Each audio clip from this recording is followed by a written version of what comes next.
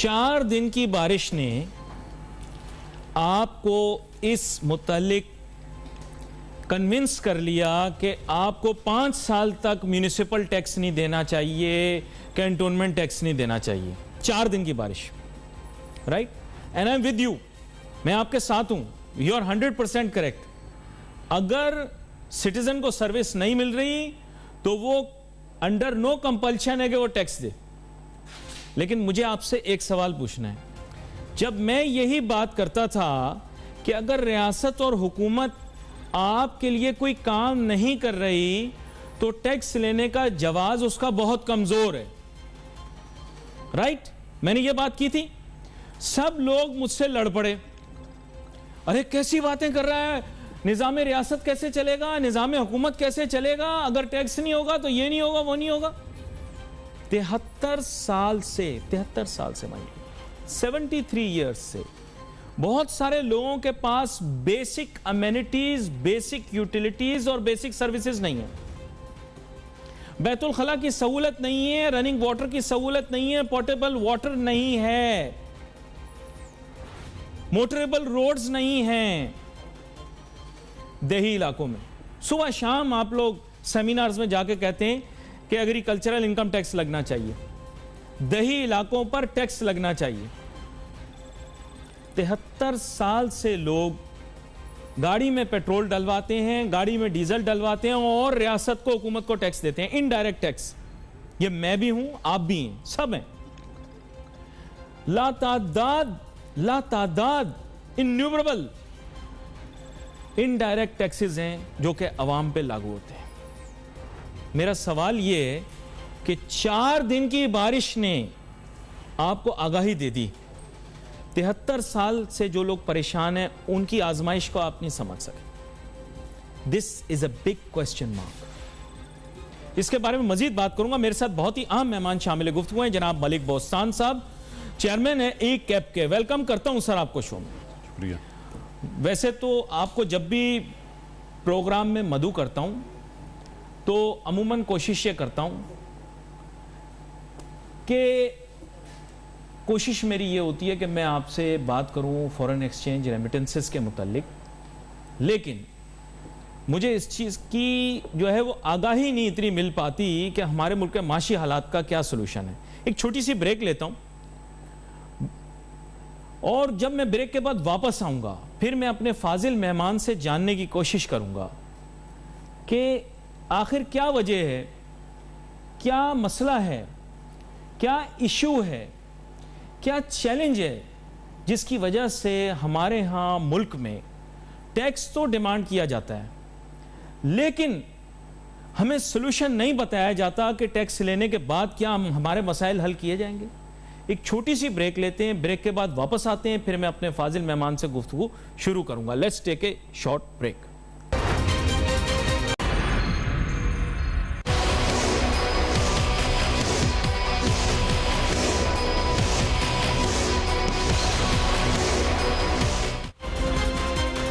नाज़रीन welcome back after break. मैंने मेहमान का तारुफ कराया, मैं बराह रास्त उनकी जानिब जाऊंगा। जनाब मलिक बोस्तान साहब, अब बात कुछ ऐसी है कि जनाब वाला ये सवाल, पहले इस सवाल से शुरू करता हूँ, फिर रिकॉर्ड रेमिटेंसेस की तरफ और डॉलर की रेट और उसके इस्तेहकाम के मुतालिक बात करूँगा। टैक्सेस हम पे कर रहे हैं, क्या सर्विसेज डिमांड करना हमारा हक है या नहीं? जी, ये तो बुनियादी हक है और इससे तो कभी दस्तबरदार कोई हो ही नहीं सकता। ना हुकूमत को गफलत करनी चाहिए और हुकूमत की गफलत का ये नतीजा है कि आज कराची डूब रहा है, मैं समझ पाकिस्तान पूरा डूब रहा है और पूरे पाकिस्तान की हर आदमी परेशान है कराची की वजह से। और कराची मैं समझता हूँ नेशन ऑफ मदर है, पूरे पाकिस्तान की माँ है, पूरे पाकिस्तान को पाल रही है और हर ज़िले का, हर गांव का आदमी यहाँ बसता है और यहाँ अपना रोज़गार हासिल करता है और अपने फैमिली को सपोर्ट करता है। तो इसका हक सबसे ज़्यादा 70% रेवेन्यू कराची दे रहे हैं। तो मैं समझता हूँ वज़ीर-ए-आज़म साहब को इस वक्त का सुना है कि कल वो आ रहे हैं तो उन्हें बड़ा पैकेज देना चाहिए। और यहाँ की जितने भी जो सुनने में आ रहा है कि अभी गवर्नमेंट, हुकूमत और तमाम सियासी जमातों को एक कमेटी बनाई गई है, तो ये बड़ी अच्छी बात है। और पाकिस्तान, अगर कराची डेवलप होएगा तो पाकिस्तान भी डेवलप हो जाएगा और पाकिस्तान तरक्की याफ्ता मुल्कों में शुमार हो जाएगा। और कराची का एक वक्त था, लोग कराची को देखने आते थे। हमारी बैड लक, ये सिंगापुर, ये दुबई, ये सऊदीया, कोरिया, चाइना, सब पाकिस्तान से पीछे थे। लेकिन आज बदकिस्मती कि हम रो रहे हैं और वो तरक्की की तरफ जा रहे हैं। It is unfortunate. अच्छा, अब मैं आज का जो मौजू है उसकी जानिब आता हूँ। बात यह है कि कहा कि रिकॉर्ड तरसीलात में इजाफा हुआ है, इसके पीछे क्या राज है, क्या वजह है, हमारी कौम जानना चाहेगी। जी, मैं समझता हूँ सबसे पहले तो मैं तमाम ओवरसीज़ पाकिस्तानियों को अपनी तरफ से, कौम की तरफ से, हुकूमत की तरफ से सलाम पेश करता हूँ, खराज तहसीन पेश करता हूँ कि उनकी खून और पसीने की कमाई का ये सिला है जो पाकिस्तान आज हासिल कर रहा है। और पाकिस्तान को इस वक्त मुश्किल वक्त में, जबकि कोरोना का क्राइसिस था, पाकिस्तान की इंडस्ट्री बैठ चुकी थी, एक्सपोर्ट ख़त्म हो चुकी थी, और इन हालात में पाकिस्तानियों ने एक रिकॉर्ड $3.25 अरब पिछले महीने में अपनी वर्करनेस भेजी है, और पूरे साल में $26 अरब भेजे हैं पाकिस्तानियों ने। ये बहुत बड़ा एक टारगेट है जो कि पाकिस्तान ने अचीव किया है। और मैं समझता हूँ इससे पाकिस्तान की जो एक टारगेट है, आज आपका अल्लाह का शुक्र है कि करंट अकाउंट खसारा जो है प्लस में आ गया, $41 करोड़ जो हमारे प्लस हुए हैं। ये बहुत बड़ी खुशखबरी है मुल्क के लिए। पहली दफ़ा हुआ है कि पाकिस्तान के बड़े अरसे बाद करंट सरप्लस में आया। तो ये overseas Pakistan this is the record ever, आज तक कभी इतनी रकम नहीं आई। ये करंट अकाउंट जो सरप्लस हुआ है वो आज से मतलब 2055 और 65 की इकाई में था, उसके बाद कभी प्लस नहीं हुआ, लेकिन ये पहली दफ़ा हुआ। ये बहुत बड़ी अचीवमेंट है और इसको बरकरार अगर रखा जाता है, और क्योंकि इसमें बहुत सारी वजूहत भी हैं कि एक तो बड़ी वजह ये थी कि पाकिस्तान की इतनी वर्कर रेमिटेंस आई है, दूसरा जब से इंटरनेशनल फ़्लाइटें, कमर्शियल फ़्लाइटें बंद हुई हैं, तो जो ख़ास तौर पर जो हुंडी हवाला के लोग करते थे उनका तमाम ऑपरेशन बंद हो चुके हैं, और वो पैसा भी अब पाकिस्तान के ऑफिशियल चैनल से आ रहा है। इस तरह जो कोरोना वायरस की वजह से जो 2-3 महीने पूरी दुनिया में इंटरनेशनल लॉकडाउन रहा है, उससे लोगों को तनख्वाही नहीं मिल रही थी, और अब पूरी दुनिया में लॉकडाउन ख़त्म हो गया, हर जगह पे काम शुरू हो गया, तो वो लोगों ने अपनी जो तनख्वाहें उन्हें मिली थी उन्हें पाकिस्तान भेजी। और तीसरी वजह ये थी कि कुर्बानी की ईद थी, और हर साल कुर्बानी ईद पे जो है 20 से 30% वर्कर रेमिटेंस ज़्यादा आती है। तो ये सारी चीज़ें मिल के उसने पाकिस्तान को, इकानमी को, पाकिस्तानी रुपये को, पाकिस्तान के रिजर्व को सपोर्ट किया, और आज अल्लाह का शुक्र है पाकिस्तान करंट सरप्लस में आ गया। अच्छा, लेकिन 2-3 कंटेंशियस इश्यूज हैं। एक कंटेंशियस इशू ये है कि हमने प्रोग्राम किया था इस मौजू पर कि $12 बिलियन का एक बड़ा कम्प्रिहेंसिव पैकेज मशरिक़ वस्ता से लेकर आए थे। वो कुछ ऐसी इंटरनेशनल एक्टिविटी हुई है, कुछ हमारी तरफ से कुछ डिप्लोमेटिक एक्टिविटी के अंदर कुछ कमज़ोरी रह गई, वो जेपर्डाइज हो गए। उसकी भी मैंने सुना है कि फिर कहीं ऐसे ना हो कि रीपेमेंट मांग ली जाए। अभी $1 बिलियन की तो मांग ली है, बाकियों की भी मांग ली जाए, फिर क्या किया जाए।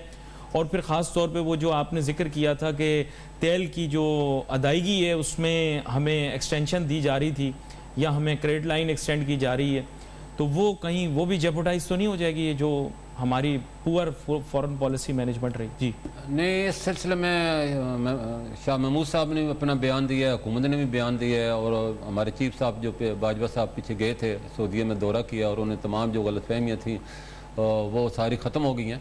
और शाह महमूद कुरैशी साहब ने कहा है कि मैंने इस तरह का कोई बयान नहीं दिया है, ये मेरे नाम से गलत बयान चलाया जा रहा है, और पाकिस्तान और सऊदी के तल्लुकात ऐसे नहीं कि बयानों से ख़त्म हो जाएंगे। और पाकिस्तान सऊदी का हमेशा एक इस्लामी भाई भी है और दोस्त भी है, और पाकिस्तान हमेशा पाकिस्तान की वो सपोर्ट करते रहेंगे। ना उन्होंने पैसे वापस नहीं मांगे, ये सारी मीडिया की खबरें हैं, और ना ही हमें उम्मीद है कि वो मांगेंगे। और ये ज़रूर हुआ था कि कुछ अरसे के लिए जो कि पिछले साल डेफर पेमेंटें, दारा तेल पाकिस्तान ने $3 अरब का जो लिया था, वो पाकिस्तान ने जुलाई में उसकी पेमेंट करनी थी, जो कि पाकिस्तान ने टाइम मांगा है कोरोना वायरस की वजह से, तो उससे थोड़ा सा वाक़या हुआ था, लेकिन उम्मीद है कि वो जल्दी उसको तय कर लिया जाएगा। पिछली पेमेंट पाकिस्तान अगर देता है तो नई पेमेंट शुरू हो जाएगी। तो और बाकी ना ही उन्होंने जो $3 अरब स्टैंड बाई रखवाए थे उन्होंने वापस नहीं मांगे, वो उन्होंने आप हुकूमत ने खुद दिए हैं। तो ये सारी पॉजिटिव खबरें हैं। ऐसे मैं उम्मीद है जो $20 अरब का प्रोजेक्ट MOU साइन हो चुके हैं, जिसमें एक ऑयल रिफाइनरी में लगनी थी, $12 अरब थी, और एक ऑयल सिटी बनना था, उनकी काबीना ने मंजूरी दे दी, और मैं समझता हूँ कि बहुत जल्द उसमें काम शुरू हो जाएगा। तो कोई ऐसी घबराने की बात नहीं है। पाकिस्तान, सऊदीया कभी पाकिस्तान को अकेला नहीं छोड़ेगा। ये देखें, असल में बात यही है, मैं भी मशरिक़ वस्ता के साथ अच्छे ताल्लुकात, हमेशा वहाँ के जितने ममालिक हैं उनके साथ अच्छे ताल्लुकात रखने के बारे में सोचता हूँ, और ये कहता हूँ कि उम्मत मुस्लिमा जो है उसके साथ पाकिस्तान को अच्छे ताल्लुकात रखने चाहिए।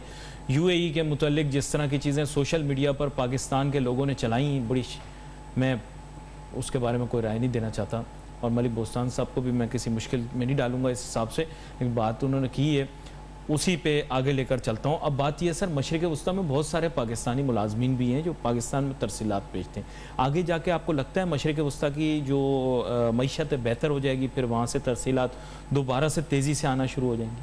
मैं समझता हूँ इस वक्त भी सबसे ज़्यादा हमें जो वर्कर रेमिटेंस आ रही है वो सऊदी से, और दूसरे नंबर दुबई है, फिर यूके है, फिर अमेरिका है। तो पाकिस्तानी लेबर की ज़रूरत और पाकिस्तानी स्किल्ड पर्सन की ज़रूरत पूरी दुनिया को है। मैं समझता हूँ कि जो हमारा स्किल्ड पर्सन या हमारे इंजीनियर या हमारे जितने भी प्लम्बर हैं, इलेक्ट्रीशियन हैं, जो वो काम कर सकते हैं, कोई भी उनके मुकाबले में नहीं कर सकता, तो वो उनकी डिमांड रहेगी और इंशाअल्लाह ताला और बढ़ेगी भी। और पाकिस्तान की हुकूमत भी कोशिश करेगी लोगों को स्किल्ड किया जाए और उनको बजाय लेबर भेजने। और आने वाले दिनों में लेबर की कोई डिमांड नहीं होगी पूरी दुनिया में। आप देखना आर्टिफिशियल इंटेलिजेंस का दौर है, उसमें जो है रोबोट्स से काम लिया जा रहा है, तो हमें इसमें अभी से स्किल्ड लेना चाहिए। और पाकिस्तान ने जो अभी चाइना ने जो M1 रेलवे प्रोजेक्ट साइन किया है $7 अरब का, उसमें उन्होंने वादा किया है पाकिस्तान को आर्टिफिशियल इंटेलिजेंट के कोर्स कराए जाएंगे और पाकिस्तान को रोबोट की और सर $10 अरब की एक तेल की रिफाइनरी भी है जो कि गवादर में लगनी है सऊदी की जी। मैंने कहा है ना, वही उसी का जो मैंने तो वो MOU साइन हो चुका है, उनकी kabina ने वो फंड मंजूर भी कर दिए, इंशाल्लाह वो बहुत जल्द आप देखेंगे वहाँ उसका वर्किंग शुरू हो जाएगी CPEC मनसूबे के अंदर। तो आप पर उम्मीद हैं कि नहीं इंशाल्लाह उम्मीद क्या, पाकिस्तान को सऊदी की ज़रूरत है और सऊदी को पाकिस्तान की ज़रूरत है। ये दोनों भाई हैं और कभी आपस में इख्तलाफ ज़रूर हो सकते हैं लेकिन एक दूसरे से जुदा नहीं हो सकते। और ये बड़ी अहम बात आपने की है और मैं हुकूमत पाकिस्तान से भी दरख्वास्त करूँ, गुजारिश भी करूँगा कि अपने बयानात के अंदर बहुत ज़्यादा मोहतात रहें।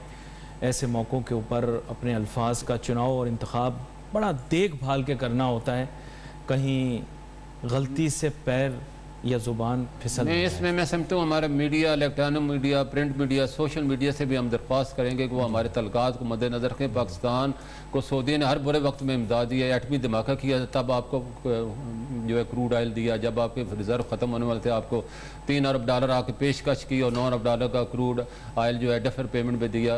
इसी तरह अबू धाबी से हमारे तलकात था तो उसको बेहतर कराया, उनसे भी तेल दिल और उनको स्टैंड बाई लोन दिलवा के दिया। पाकिस्तान की सपोर्ट जो है सऊदीया जो करता है वो कभी पाकिस्तान की कौम, पाकिस्तान की उनको भी भूल नहीं सकता और हमेशा याद रखी जाती है। और इंशाल्लाह पाकिस्तान हर मुश्किल वक्त में सऊदी के साथ खड़ा होगा। बड़ी अहम बात आपने की है और मेरे ख्याल से लोगों को इस पर गौर भी करना चाहिए। अच्छा चलें, वन स्टेप अहेड, अगर ये सब चीज़ें हो गई तो डॉलर की कदर में भी फिर इस्तेहकाम आना चाहिए। ये तो अफलोट है, पिछली दफ़ा हमने प्रेडिक्शन की थी कि डॉलर पर प्रेशर रिलैक्स होगा, डॉलर नीचे की जानिब आएगा, कहीं बिटवीन 150 to 160 के दरमियान आएगा, लेकिन ये तो मामला वहीं टिका हुआ है। क्यों? नहीं, इसकी बुनियादी वजह यह है कि पाकिस्तान हुकूमत ने पिछले जैसे साल जो है तकरीबन $11 अरब कर्जे वापस किए हैं और अगले साल भी इतने कर्जे वापस करने हैं और पाकिस्तान के रिज़र्व $20 अरब के करीब पहुंचने वाले हैं। और पाकिस्तान की जो डेटा देखते हैं आज न्यूयॉर्क की मार्केट वेल्थ ने उन्होंने पाकिस्तान को दुनिया की नंबर 4 स्टॉक एक्सचेंज करा दिया और एशिया की नंबर 1 करा दिया। ये बहुत बड़ी बात है पाकिस्तान के लिए। और उन्होंने कहा कि जिस स्ट्रेटजी से कोरोना से नबरज़ा हुआ है, हुकूमत ने जिस तरह का अपना प्लानिंग की है और किस तरह एक्सपोर्ट को बढ़ाया है और अपने जो स्टॉक एक्सचेंज में लोग 2 साल पहले अपने शेयर फरोख्त करते अब ख़रीदने के लिए आ रहे हैं। जैसे पिछले प्रोग्राम में मैंने कहा था कि आने वाले दिनों में स्टॉक एक्सचेंज 40,000 से भी क्रॉस कर, जो अल्लाह का शुक्र 41,000 से ऊपर जा चुकी है। तो ये सारी पॉजिटिव खबरें हैं पाकिस्तान के लिए। रिजर्व आपके $20 अरब के करीब है जो कि एक वक्त में $12 अरब रह गए थे। इसी तरह आपका करंट अकाउंट सारे से सरप्लस में आ चुके हैं। तो सारी चीज़ें पॉजिटिव हो रही हैं और हुकूमत ने जो है IPP से जो पावर कंपनियाँ थी उनसे नए मायदे किए हैं। उन्होंने अब जो है इसको जो भी वो डॉलर में मुनाफा ले जाते थे 145 रुपये में फ़िक्स कर दिया है। और इसी तरह उनके जो विंड पावर के थे 14 रुपये से 7 रुपये कर दिए। अच्छा, इसके अलावा भी कुछ ऐसी चीज़ें जो कि खुश आइंद हैं, उनके मुतालिक बात करेंगे। छोटी सी ब्रेक लेते हैं, ब्रेक के बाद वापस अपनी बात को आगे लेकर चलेंगे। Let's take a short break.